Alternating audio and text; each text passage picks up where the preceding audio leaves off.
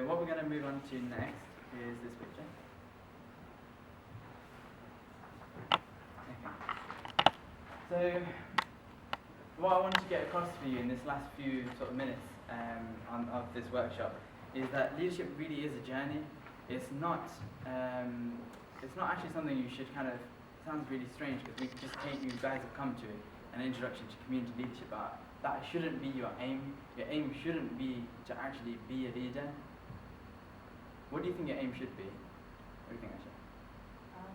Your aim should be to help people and just embark on the journey, not for yourself, but for others, so in an altruistic way, not in a selfish way. Fantastic. I couldn't put it better myself. That's exactly it. So that is what it is. It's not actually about trying to. Your end goal shouldn't be, oh yeah, I want to be a leader of this many people and have an organisation that's known for this all over the land and these kind of things. It's nothing to do with that. It shouldn't really be. It can be your CV, but it shouldn't be your main motivation.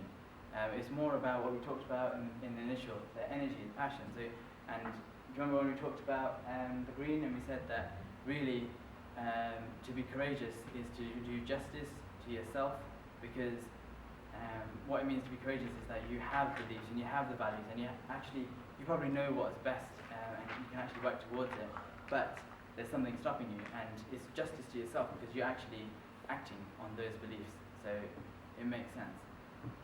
So yeah, very good, very good. And ironically, it's one of the things is that the more you do for others, and this is definitely true, and you'll find it more the more you do stuff. The more you try to do for other people, the more you'll actually gain yourself. No doubt, no doubt. And when you ask me why, I can't even describe it because it's just you unexpected benefits. Uzma was mentioning it the other day when we were designing this workshop. Do you mind me? Yeah, go ahead. Okay. When she was had an interview, and because we actually doing this workshop and planning what is leadership and how does it all fit in with everything, Uzma already had everything in her mind. So when they asked in the interview, which she thought was completely unrelated to what we're talking about, she was able to structure a really, really solid answer because of that. So that's completely unexpected. That wasn't her intention. She wasn't, okay, let's do a workshop so that I can get an interview and answer the question. It just happened, and that's what's going to happen. It's just going to happen. You're going to benefit more yourself. I remember when we were talking about when we went to when we went to Palestine with Right to Education, with the organisation called International Service, British government funded organisation. When they sent us to Palestine, there was another group that was going to Ghana, and the leader of the Ghana group said, and I won't do the accent because I can't, but he said, you think, or people think that we're going to go out there and they're going to change Africa, but what is really going to happen is Africa is going to change them. And I only know this from experience now of what he meant. When I heard it first, I was like, no, that can't be true. We're going to go with our Western civilization and our etiquettes and whatever. We're going to go there and we're going to change everything. But it's absolutely not true. When I went to Palestine, I thought, let me take a little torchlight that when you press it charges the battery again. I was like, oh yeah, I'll be really good. I'll give this to someone. And I went there and I met a kid and he was looking at me and he goes, yeah, what phone you got? You've got an iPhone. And it was just another world to what I expected. It's just different. And you learn so much from these things. So you should really push yourself. And this is why it's sort of a winding journey here, because you are you don't sort of know where you're heading. But the way you get there is all sort of convoluted. It's taking random opportunities. For example, somebody tells you, well, you should probably apply for this thing. And then you just apply and you don't think anything of it, and then suddenly you're going off to Nigeria, which is one of our volunteers that's actually happened. So opportunities will present themselves, and just go for it and see what happens. There's no set route as to how you're going to get to where you're going to get. And there's another picture I could have put up, but it's imagine like a little person just standing over here and a bit lost with where everything's going. And on the text it says, it is good to be lost in the right direction. So you're lost because you don't know where you're going, but you actually know you're kind of going in the right direction, so it's okay. It's alright, it's fine. So that's that.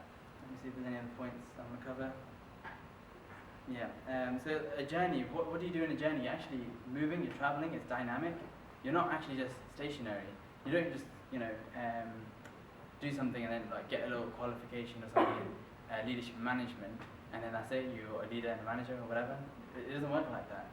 It's a journey, and it's like quite a slow one. But when you look back, you'll realise how far you've come. And like we said, lots of unexpected twists and turns. And don't be afraid if things don't go the way you wanted to, because something else will present itself in the future. Okay? Alright.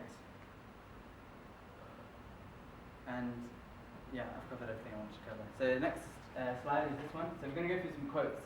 The colours are not supposed to be related to the logo thing, but they kind of fit sometimes. So here we go. So the first one is by William Shakespeare in The Twelfth Night, and the other one is from John F. Kennedy. So the top one I want to say is it says leadership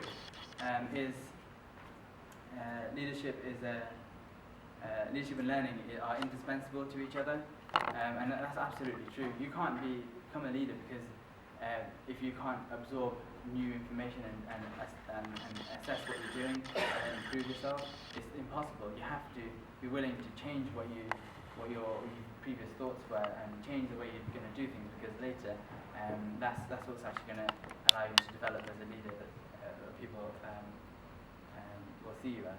And actually, on just what I just said, a leader people see you as. So when you're given let's say, you're not a leader until just because you have a role, just because you're the chairman of something, just because you're a team leader in some project, that doesn't make you a leader. It doesn't. What actually makes a leader is other people in their hearts and minds identifying this person is a leader to me. That's what it is. So you can't buy it. You can't, get a job and then you're it. You can't do it like that. It doesn't work. A true leader is somebody who, in other people's hearts and minds, they remember you as the person who's a leader. And in some respects, it shows that if you focus on the people and not the trying to become a leader, then that's what would happen, isn't it? People are going to say, you know what, they did everything for me. We're gonna cover that a little bit more in the quotes. This last one, I wrote it down, but I don't think it quite fits with the message, so we're going to skip it. Next one.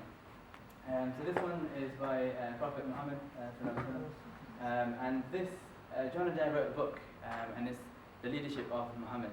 And you think, why did he write a book about leadership of Muhammad? He's written books about everything, and he's not a Muslim or anything.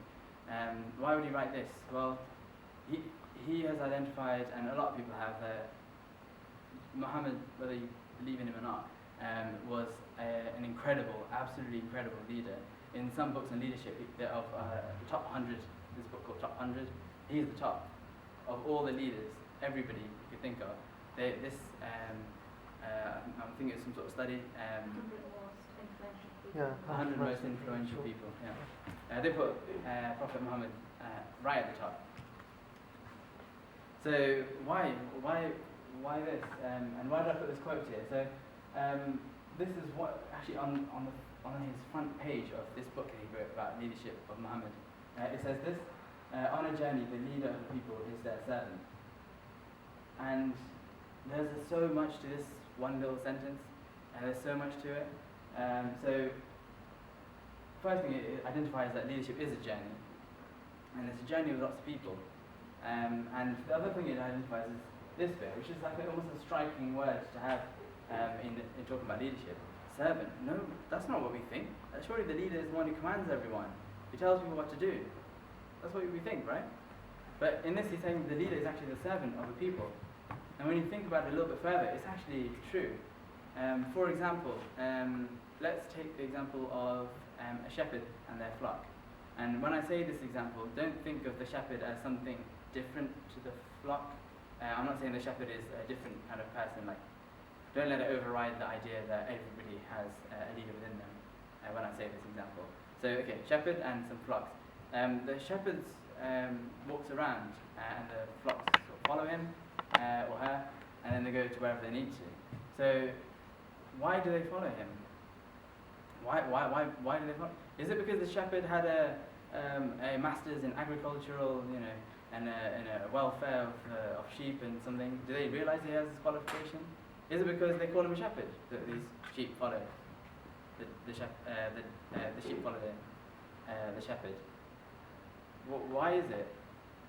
They have no reason to. They're not forced to. If you look at anything where a shepherd is kind of guiding the sheep, they're not forced. They're not physically forced. Like, oh yeah, you better go this way. Not that they understand English or anything, but they. So why is this the case? Why are the sheep following? So the sheep are actually following because the shepherd is actually addressing the needs of the sheep. The shepherd is actually keeping them safe. He is making sure that at night they have somewhere they go into a little cave or something, or they find a little enclave or a little fence somewhere, so they're safe at night from the wolves. The shepherd is guiding them to food, to pasture. The shepherd is doing all these things, and that's why the sheep follow the shepherd, not because they think he's great. Is that coming across? Yeah, good. So that's some of the wisdom behind this. I'm sure there's lots of other wisdoms, but I can't think of all of them. So by a Chinese philosopher, quite well known, especially in the Chinese community. So his name is Lao Tzu from the 6th century. And what he says, this is sort of the end of a long poem, he says, "But of a good leader who talks little, when his work is done, his aims fulfilled, they will all say, we did this ourselves." Okay, let's break this down. So, first sort of sentence stands alone. So he says, "But of a good leader who talks little." So we don't tend to think of leaders as the one who talks a lot and the one who tells people what to do and what's going on. But actually before this poem, it actually talks about different levels of a leader, what a poor leader is, which is when they have to use force and use punishment to make people do something. That's the worst of the leader. And in the middle, it said that the leader who tells people what to do, that's the second form of leader. But then the one who's actually leading, but he's not actually there, is almost like, or she, they're almost like not present in some respects, but everybody knows what's happening. That's the highest form of leader in this example, in this Chinese philosophy example. And this is the key bit, which explains how this is possible. So it says, when his work is done, his aim fulfilled, they will all say, we did this ourselves. By they mean the volunteers who are working. They don't see it as, I did this for this person. They see it as, I did this for myself. I did this for myself. That's the level you get to, where people take responsibility for what they're doing. And that's very, very important skill. I'll move on. But yeah, try and reflect on these points. And then the next sort of series of questions, I don't know why they come out backwards. So this is actually a quote from John Adair himself. And it says, I'll give you a moment to read it. Okay, so in his book that I was reading, he sort of challenges the idea that a leader is somebody who inspires people. And he says it's not always just that. It's not always that you go around, you talk about your ideas and your passion, and everyone starts like joining you. It's true, it happens, but it's not always that. It's actually a little bit of the other way around as well.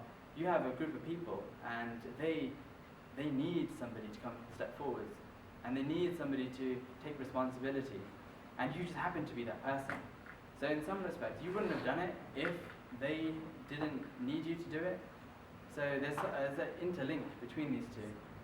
And just on this sort of topic, I was doing an interview for Right to Education a few months ago now, and it blew my mind. This interview blew my mind.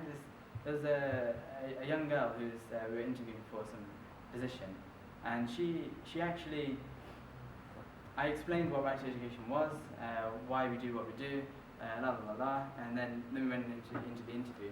And then when we got to the last question, which was a question we've got deliberately to find out what is their leadership or managerial potential, the last question she answered better than any volunteer I've ever had, and this is regardless of age. I couldn't have come up with the answer that she did. It was phenomenal.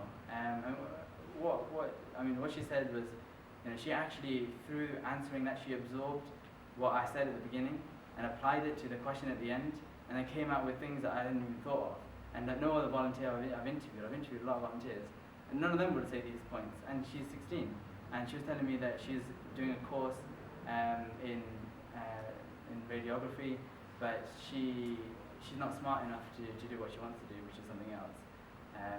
And it really hit me after that interview, because this person is incredibly smart, but smarter than a lot of people in this aspect, in this particular thing with the volunteering, with the ideas and her thought process. But it wasn't one that was going to be rewarded in academia, because she struggles with exams, she stresses out, and that has a poor effect on her results. And therefore, she is deemed by society as not intelligent. But she's actually more intelligent than anybody I've ever volunteered, and for her age, it's absolutely incredible. So after that, I was just inspired. I felt like, this is amazing.